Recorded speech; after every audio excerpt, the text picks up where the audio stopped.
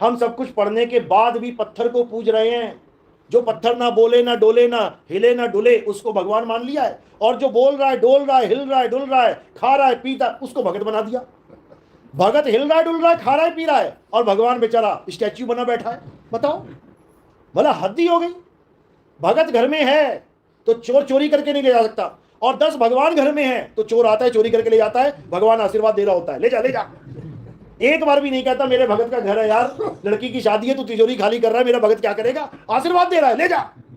बताओ, ऐसे भगवान नहीं थे हमारे। ये हमारे ऊपर थोप दिए गए हैं, जिसको कहते हैं अकल पे पत्थर पड़ जाना। यही पत्थर पड़े हैं हमारी अकल पे, इन्हीं पत्थरों को हटाना है और आत्मा को जगाना है। तब समझ में आएगा कि परमात्मा क्या चीज है। आत्मदेव को जानो, आत्मा के अलावा सब झूठ है। तो यही गीता में समझाया गया, यही गुरु ग्रंथ साहब में बोला गया, यही बाइबल में बताया गया। बाइबल में आत्मा को क्या बोल रहे हैं? वर्ड।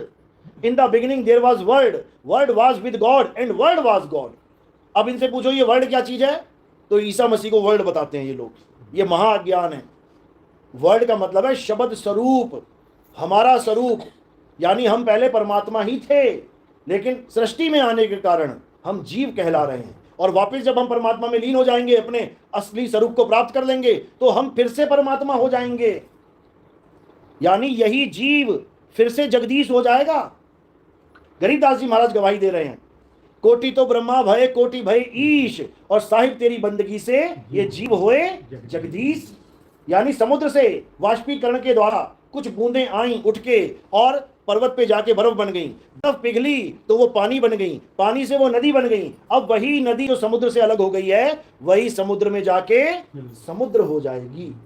बस इतनी बात अगर समझ में आ गई तो ये काल का जाल टूट जाएगा, और अगर नहीं समझ में आई तो पत्थर पूजते पूजते जीवन बर्बाद हो जाएगा। बस इतनी सी बात समझ लो। तो कबीर साहब यही समझा रहे हैं, पाथर पूजे हरि मिले तो मैं पूजूं पहाड़, और वहां से ये चाकी भली जो पीस खाए संसार। यानी अगर पूजना ही है पत्थर, तो भाई ये चक्की वाला पत्थर पूज लो, क्योंकि भगवान जो पत्थर का है, उसके मंदिर के आगे केवल वो लोग खड़े मिलेंगे जो पत्थर को भगवान मानते हैं। कभी मुसलमान खड़ा नहीं मिलेगा तुम्हें, कभी मंदिर के बाहर ईसाई खड़ा नहीं मिलेगा, कभी तुम्हें कोई सरदार जी खड़ा नहीं मिलेगा मंदिर के बाहर। वो बात अलग है कि मिक्सचर भी हैं, नकली सरदार भी हैं यहाँ पे, असली सरदार नहीं खड़ा मिलेगा। तो उस पत्थर के आगे वही खड़े होंगे जो पत्थर को भगवान मानते हैं, जो हिंदू हैं। लेकिन गांव की चक्की का जो पत्थर है, उस पत्थर रूपी भगवान के आगे तुम देख लेना, हिंदू भी खड़ा है बोरा लेके, भैया ये गेहूं पीस देना। मुसलमान भी खड़ा, भैया पहले मेरा पीस देना। ईसाई भी और सिख भी खड़ा है, भैया पीस देना, आटा चाहिए घर में। और मशीन खराब हो गई, पत्थर खराब हो गया, तो चारों खड़े मिलेंगे वहां पे, इंतजार कर रहे होंगे पत्थर सही हो जाए। तो वो पत्थर सबके लिए भगवान है, क्योंकि उसका पीसा खा रहे हैं। तो कबीर साहब ने कहा ये पत्थर तो एक का भगवान है, ये सबका भगवान है, सबकी आंखें इससे खुल रही हैं। रोटी खा के आंखें खुलती हैं तो कैसे मिल रही है? पत्थर से मिल रही है। गेहूं पिस रहा है तो मिल रही है। तो कबीर साहब ने जब ये बोला तो कुछ हिंदुओं ने उनको ये मान लिया कि वो हिंदू धर्म के विरोधी हैं। उन्होंने ये मान लिया कि कबीर साहब तो हिंदू धर्म के विरोधी हैं, ये तो देवी देवताओं का खंडन करते हैं। लेकिन वही हिंदू भाई गीता उठा के देख लो, अध्याय 7 23वां श्लोक पढ़ लो, 21, 22, 23, 24 सारे पढ़ लेना। क्या बोला है वहां पे? हे अर्जुन, जो देवी देवताओं की पूजा करते हैं, जो उनसे प्राप्त होने वाले क्षणिक फलों को कुछ समय के लिए बड़ा मानते हैं, वो सब अल्प बुद्धि जीव हैं, छोटी अकल के लोग हैं वो। यानी देवी देवताओं की पूजा करने वालों को कम अकल का बोला गया है उसमें। यहां तक कि द्वापर युग में कृष्ण जी ने देवी देवताओं की पूजा बैन करवा दी थी, बंद करवा दी थी। कोई हवन नहीं करेगा, कोई यज्ञ नहीं करेगा, कोई देवताओं को प्रसन्न नहीं करेगा, कोई प्रसाद ग्रहण नहीं करेगा इनके नाम का। यानी इनका खेल द्वापर युग में खत्म कर दिया था कृष्ण जी ने। फिर क्या हुआ? देवता रुष्ट हो गए, देवताओं का राजा आ गया गुस्सा होके, कहता मैं पानी पानी कर दूंगा हर जगह, ऐसी बारिश करूंगा सब मर जाएंगे। कृष्ण जी ने कहा करके देख ले भाई। तो जब इंद्र ने बारिश करी घनघोर, तो कृष्ण जी ने क्या किया? सब लोगों को बचाने के लिए एक उंगली से पर्वत उठा लिया। अब ये युद्ध जो हो रहा है किसके साथ हो रहा है? राक्षसों के साथ, देवताओं के साथ। यानी कृष्ण जी ने हमें देवताओं से बचाया, देवताओं की पूजा ना करने की बात करी। लेकिन जैसे ही द्वापर युग खत्म हुआ, ये देवता फिर घुस आए हमारे अंदर। फिर शनिदेव की पूजा चल रही है, फिर वरुण देव की पूजा चल रही है, फिर अग्निदेव की पूजा चल रही है। देवताओं की फिर पूजा शुरू हो गई, हवन यज्ञ फिर शुरू हो गए। तो कृष्ण जी से बड़ा भी कोई आ गया क्या जिसने ये दोबारा ऑर्डर दे दिया? ये कौन लेके आया हमारे बीच? ये ब्राह्मण लेके आए हैं, क्योंकि इनको आत्मा का ज्ञान नहीं है। ये पत्थरों को भगवान मानने वाले हैं। इन्होंने तुम्हें आत्मा से दूर कर दिया और पत्थरों को भगवान बना के पेश कर दिया। अब तुम आत्मा को जानने वाले थे, लेकिन अब क्या हो गया? आत्मा को तुमने किनारे कर दिया। अब कुछ तो देना पड़ेगा ना तुम्हें, तभी तो तुम हमारे पीछे लगोगे। तो ब्राह्मणों ने क्या दे दिया? पत्थर पकड़ा दिए। पूजते जाओ, नहा निलाते धुलाते जाओ, भोग लगाते जाओ, यानी जड़ की पूजा करवा दी। यानी हमें बनना था आत्मज्ञानी और इन्होंने हमें पत्थर ज्ञानी बना के रख दिया। तो अब क्या करना है? अब इन पत्थरों को भगवान नहीं मानना है। ठीक है, मेरे पिताजी थे, मेरे दादाजी थे, उनकी मूर्ति बना दी गई चौक पे, ठीक है, अच्छी बात है। लेकिन अब क्या मैं थाली लेके जाऊंगा वहां खिलाने के लिए? एक शहर में 4 चौक हैं, 4 चौक पे मेरे दादाजी का प्रतिबिंब बना दिया गया, मूर्ति बना दी। अब मैं 4 थालियां लेके जाऊंगा, इस दादा को भी भूख लगी है खाना खिलाऊं, इस दादा को भी खाना खिलाऊं, उसको भी खाना खिलाऊं। तो ये पत्थरों को भोग लगाना ये महामूर्खता है। तुम भगवान के मुंह पे लड्डू चिपका के ले छोड़ जाते हो, उसके बाद क्या होता है? गंदगी से उठ के मक्खियां आती भिन भिन करती हुई, जो गंदगी के ऊपर बैठी हुई थी वही भगवान के मुंह पे जाके बैठ रही हैं तुम्हारे लगाए लड्डू के कारण। तो भगवान 10 बार बोलता होगा कौन चिपका गया लड्डू, ये गंदी गंदी मक्खियां मेरे मुंह पे बैठी हैं और भगवान का हाथ भी नहीं हिलता। सोचो, तुम्हारे हाथ बांध के तुम्हारे मुंह पे बढ़िया सा शहद लगा दिया जाए और उसके बाद भिनभिनाती हुई 20 मक्खियां तुम्हारे मुंह पे बैठ जाएं और गर्दन भी जाम कर दी जाए, वो भी ना हिले, कैसा लगेगा? बस ऐसा ही भगवान को लगता है जब तुम चिपका के चले। या तो वो खाता हो, अगर वो खाता हो, मैं कहता हूं 10 किलो लड्डू खिलाओ यार तुम। जब वो एक दाना भी नहीं खा सकता तो क्यों चिपका रहे हो उस पर? बर्बाद कर दिया तुम लोगों ने धर्म को। ये धर्म था ही नहीं। धर्म क्या था? हे अर्जुन, अध्याय 3 17वां श्लोक। हे अर्जुन, जो अपनी आत्मा में रमण करते हैं, जो अपनी आत्मा में तृप्त हैं, जो अपनी आत्मा में संतुष्ट हैं, उनके लिए कोई धार्मिक कर्म कर्तव्य लागू ही नहीं होता। उनको किसी मंदिर जाने की जरूरत नहीं है, उनको किसी गुरुद्वारे जाने की जरूरत नहीं है, उनको किसी चर्च में जाने की जरूरत नहीं है, उनको किसी मस्जिद में जाने की जरूरत नहीं है, उसको कहीं जाने की जरूरत नहीं है। उसकी आत्मा उसके पास है, बस अपनी आत्मा से खुद को जोड़ लेना है, बस इतना सा काम करना है। अपनी आत्मा से यानी अपने सच्चे स्वरूप से अपने ध्यान को जोड़ लेना है।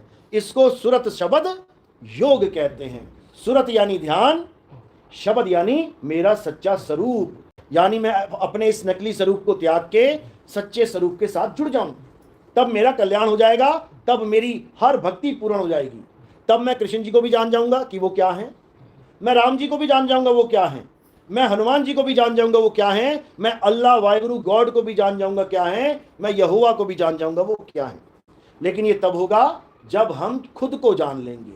तो कबीर साहब यही समझा रहे हैं, जल में मीन प्यासी, मुहे देखते आवे हांसी। आत्मज्ञान, किसी और का ज्ञान नहीं, आत्मज्ञान। आत्मज्ञान का मतलब क्या होता है? खुद का ज्ञान। यानी कि जहां भी जिस भी शब्द के आगे आत्म जुड़ गया तो सारी दुनिया से तुम डिस्कनेक्ट हो जाते हो। और किससे कनेक्ट हो जाते हो? खुद से। जैसे मैं अभी आपको कहूं कि कोई कथा लिखो, तो तुम किसी की भी कथा लिख सकते हो पूरी दुनिया में, जो भी तुम्हें अच्छा लग रहा है लिख दो।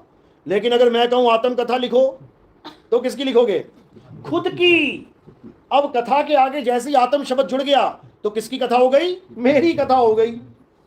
अब मैं तुम्हें कहूं कि हत्या कर दो, तो तुम किसी की भी हत्या कर दो। और मैं कहूं आत्महत्या करो, तब किसकी करोगे? खुद की करनी पड़ेगी, क्योंकि आत्म शब्द जुड़ते ही सारा मामला तुम्हारे ऊपर फिट हो गया। अब मैं कह रहा हूं रक्षा करो, तो किसी की भी रक्षा कर लो। अब मैं कहूं केवल आत्म रक्षा करना, फिर खुद की।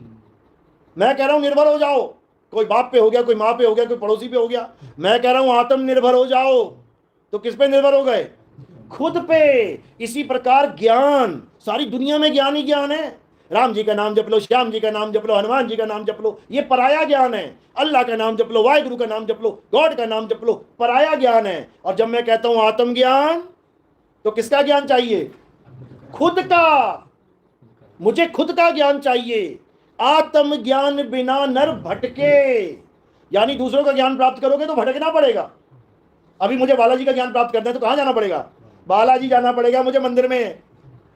मुझे केदारनाथ जी का ज्ञान प्राप्त करना कहाँ जाना पड़ेगा? केदारनाथ जाना पड़ेगा, फिर पानी के साथ बहता हुआ आऊंगा मजे से। आए थे हजारों लोग बहते हुए, गए तो थे चल के और आए बह के, गए थे जिंदा आए मुर्दा। तो भैया ऐसा ज्ञान थोड़ी नहीं प्राप्त करना है, हमें आत्म ज्ञान प्राप्त करना है, यानी ना कहीं आना और ना कहीं जाना, आपे में आप समाना, इसको कहते हैं आत्म ज्ञान। इसी ज्ञान की कमी के कारण हिंदू भटक रहा है, मुसलमान भटक रहा है, सिख भटक रहा है, ईसाई भटक रहा है, सब भटक रहे हैं। और ये भटकना कब खत्म होगी? जब हिंदू आत्मा को जानेगा, मुसलमान आत्मा को जानेगा, सिख आत्मा को जानेगा, ईसाई आत्मा को जानेगा और ये देश आत्मज्ञानी हो जाएगा। तब समझना कि भारत विश्व गुरु बनेगा। अगर राम जी का झंडा उठा लिया और श्याम जी का झंडा उठा लिया, हनुमान जी का झंडा उठा लिया, अल्लाह वाहिगुरु का झंडा उठा लिया, तो लड़ लड़ मर जाओगे आपस में, गृह युद्ध छिड़ जाएंगे, लठ बज जाएंगे, गोलियां चल जाएंगी, चलती आ रही हैं। अभी हरियाणा में दंगे हुए, महाराष्ट्र में दंगे हुए, यूपी में दंगे हुए, किसके लिए? भगवान के लिए। बताओ। और भगवान इतना बेशरम है, दंगा रोकने भी नहीं आ रहा। इतना बेशरम भगवान है कि वो देख भी रहा है कि मेरे नाम पे लड़ रहे हैं मेरे बच्चे। ना राम प्रकट हो रहा है, ना हनुमान प्रकट हो रहा है, ना अल्लाह प्रकट हो रहा है। कौन प्रकट हो रहा है? वहां पे एम्बुलेंस आती है, प्रकट हो रही है, चलो जी हॉस्पिटल लेके चले इसे। बताओ, कमाल हो गई। अरे मेरे नाम के लिए अगर कोई लड़ता है तो मेरा फर्ज बनता है कि मैं इसकी पूरी रक्षा करूं।